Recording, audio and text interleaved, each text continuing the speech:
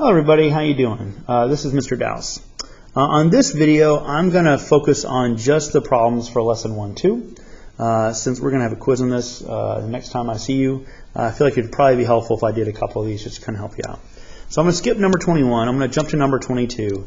The goal here is to find the length from S to M. So to find SM, I need to basically use the segment addition postulate, which basically states you want to combine the two smaller segments and set them equal to the largest segment. So segment SM, the length from S to M plus M to T, that's going to combine and equal the length from S to T.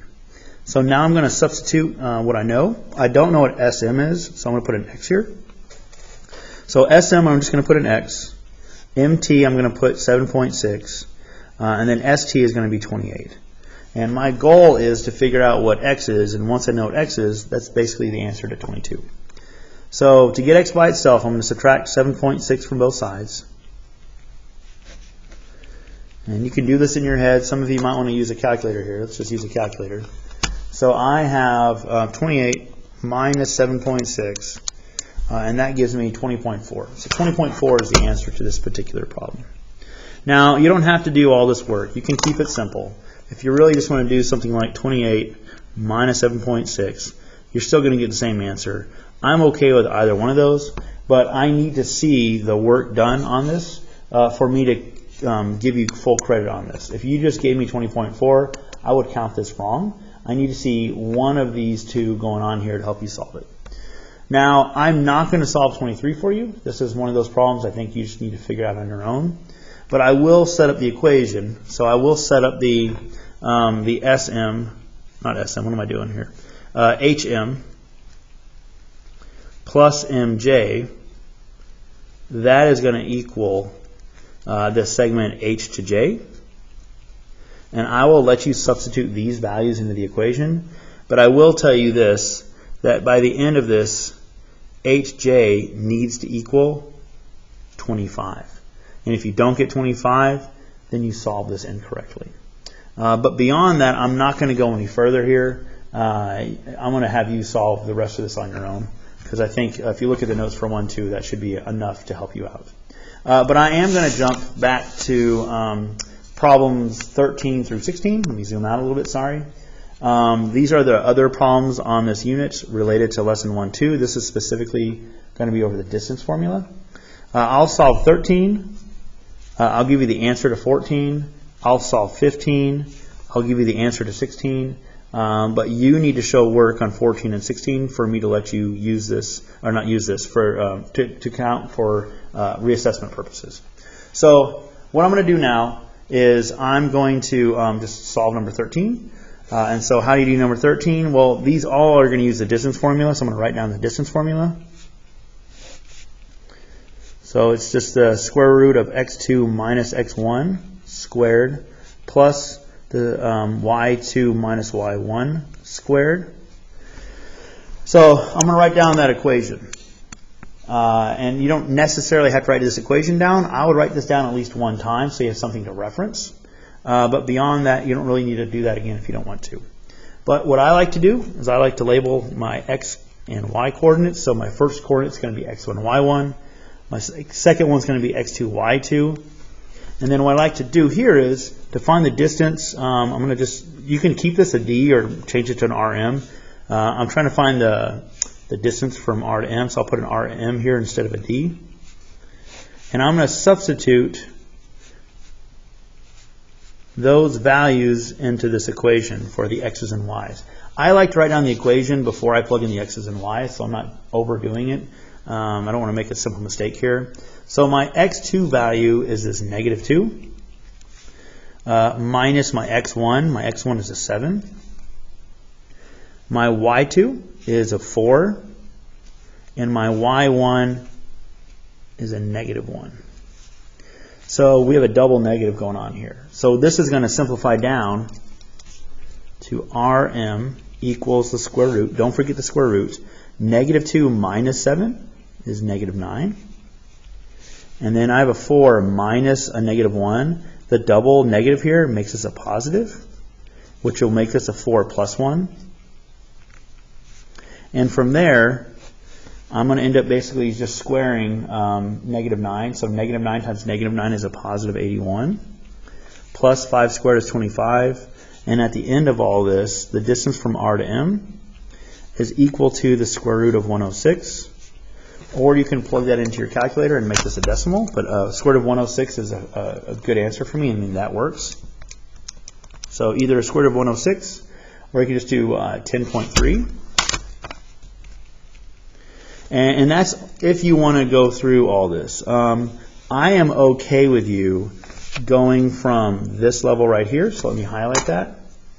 I'm okay with you just substituting the values into the equation and then plugging that into your calculator. As long as you get the same right answer, 10.3, I would give you full credit for this. And if you want to see how to plug this in your calculator, I'm going to hit second and then this x squared button, because that's going to give me the radical. And then I'm going to type exactly how I see this with parentheses and the negative signs. So negative 2 minus 7, close parentheses, squared. Then I have a plus 4 minus a negative 1. Put that parentheses around the negative 1. Close the parentheses and square it. And you'll get the same answer. Or if you wanted to, make this just a plus, because you get the math, you understand the math there, and do it that way instead. So you just take the double negative and make that just a positive 1. You'll still get the same answer as well. So I'm okay with you putting this equation down and then solving it in your calculator and getting a decimal.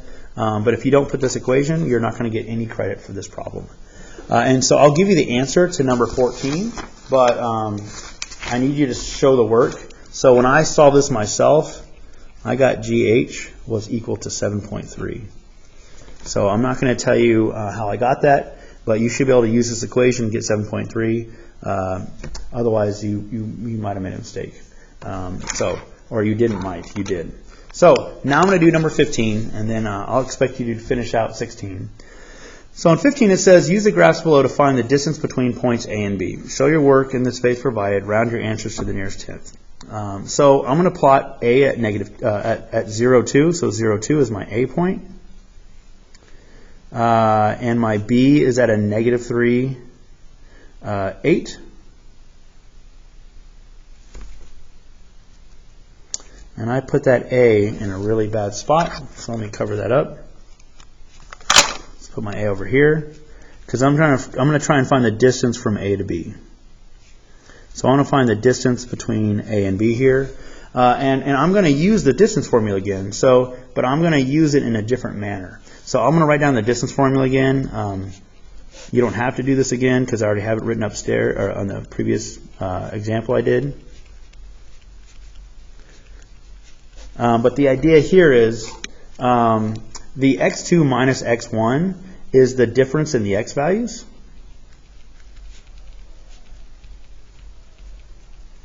So let me write this down again. So what we have here is the difference in the x values. I mean, you can make this a triangle. So what I'm going to do is I'm going to go straight down from my B. And I'm going to go straight across from my A, and I'm going to make a right triangle here.